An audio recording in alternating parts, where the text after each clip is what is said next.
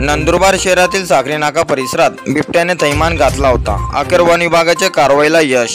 सविस्तर वृत्त असे की नंदुरबार शहरातील साखरी नाका परिसर, हिरा स्कूल जवळ, इमाम बादशाह कब्रस्तान व मालेवाडा असे विविध ठिकाणी बिबट्याने धुमाकाळ घातला होता। अखेर वन विभागाने 1 ऑगस्ट 2024 रोजी बिबट्यास जेरबंद करण्यासाठी पिंजरा लावण्यात आला होता। मात्र हा यश दिनांक 4 ऑगस्ट 2024 रोजी संध्याकाळी 7 वाजेच्या दरम्यान बिबट्यास अखेर जेरबंद करण्यास नंदुरबार वन विभागाला यश मिळाले आहे। परिसरातील नागरिकांमध्ये भीतीचे वातावरण पसरले होते। त्या अनुषंगाने सदर तक्रार नंदुरबार वन परिक्षेत्र अधिकारी वर्षा चव्हाण व वरिष्ठ अधिकाऱ्यांकडे करण्यात आली होती। नंदुरबार वन परिक्षेत्र अधिकारी यांनी वरिष्ठ अधिकाऱ्यांच्या मार्गदर्शनानुसार त्या ठिकाणी बिबट्यास जेरबंद करून नंदुरबार वन परिक्षेत्र कार्यालयाच्या आवारात आणले आहे।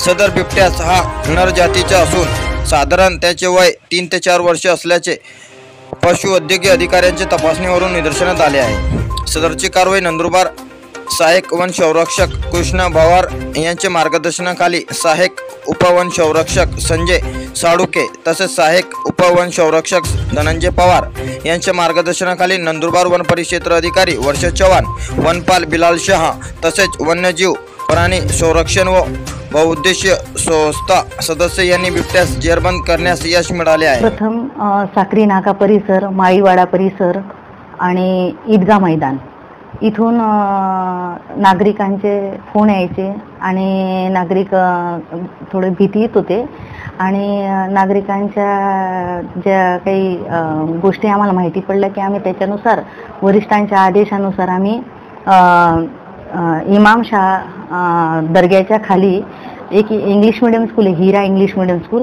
त्याच्या आवारात आम्ही पिंजरे लावले आणि पिंजरे लावले तर आज कमीत कमी 4 दिवसापासून आम्ही पिंजरा रोज लावलेला होता तिथं।